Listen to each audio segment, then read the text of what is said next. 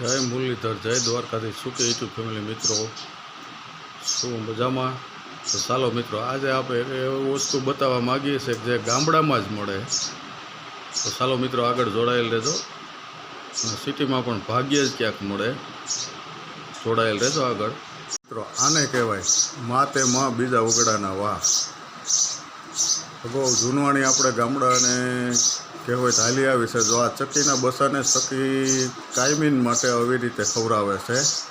પોતે છણ વીણી આવે છે, દાણા વીણી આવે છે અને બસાને આવીને રમાડે છે. એને શું સુવર હતા, આ એને ક્યાં કામીને દેવાનો છે. તો આપણામાં મિત્રો કહેવત છે કે માતે માં બીજા વગડાના વાહ. તો આ મિત્ર ગામડાની મોજ છે.